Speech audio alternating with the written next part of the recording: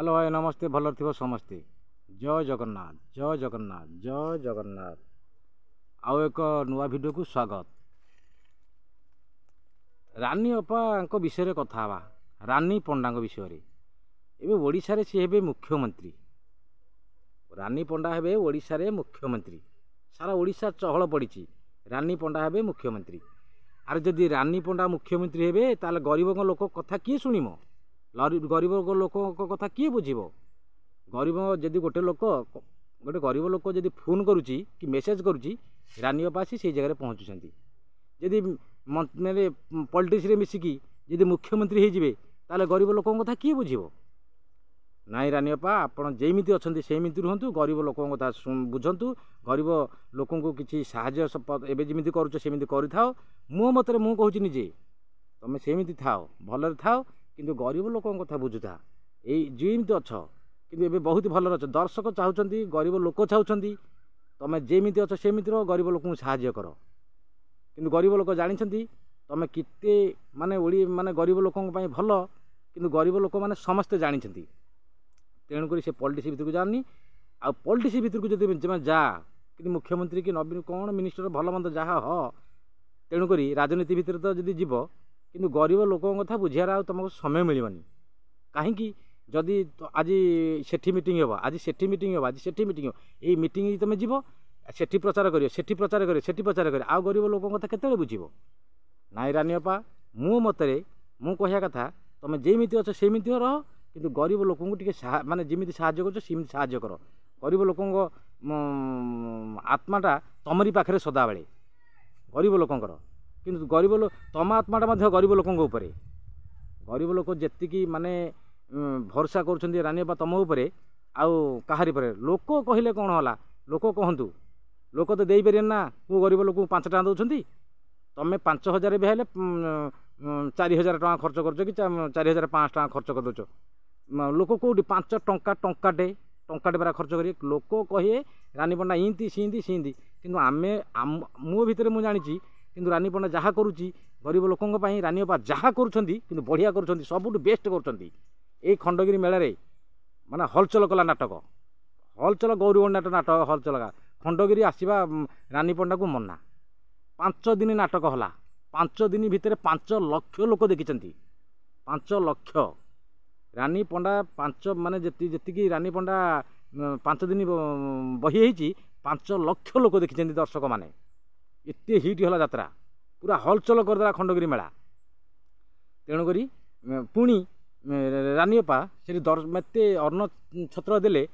जागा हेलेनि लोक एते जागा से जगार पूरा जागा हेलेनि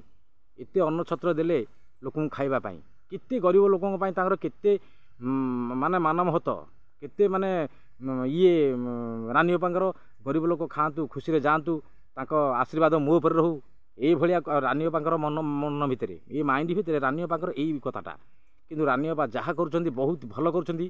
किंतु मो मतरे मु कहया कथा तुम जेमिति रानी अपा अच्छ सेमिति रह किंतु लोक गरीब लोक जिमिति साहाय्य कर साहाय्य कर भगवान तुमको बहुत खुशी रखिए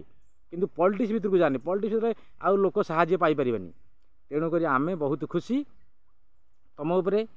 गरीब लोक सारा ओडिशार जेते गरीब लोक तुम उपरे बहुत खुशी आ रानी अपार गोटे कथा केते कौन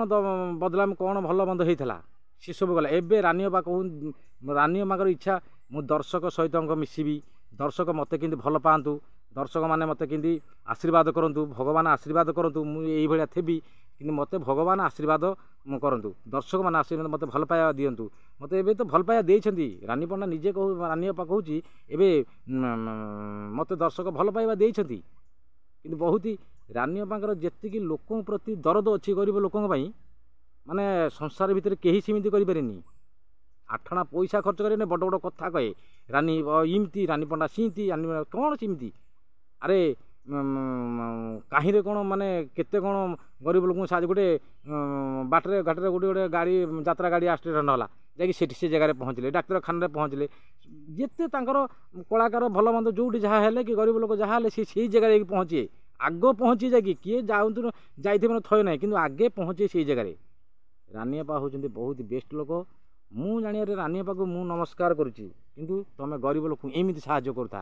तुमको भगवान आशीर्वाद एमती रखी था। ଏମିତି ରଖିଥାନ୍ତୁ। ଏବେ ଗୋଟେ ଚିନ୍ତା କର, ରାନୀ ଅପା ବର୍ତ୍ତମାନକୁ ଦିଅଁ ଦେବତା ଭଲ ମନ୍ଦ ଯାହା ଯେଉଁଠି ଯିଏ ଡକେଇଲା ଯାହା କଲା ସେ ଜାଗାରେ ସେ ନିଶ୍ଚିନ୍ତ ପହଞ୍ଚିବା କଥା ପହଞ୍ଚେ, ତାଙ୍କ କର୍ତ୍ତବ୍ୟ ଯାହା କରିବା କଥା ସେ ସେଇଆ କରିବେ। କିନ୍ତୁ ସେମିତି ଭଗବାନ ଆଶୀର୍ବାଦ ଅଛି ରାନୀ ଅପାଙ୍କ ଉପରେ,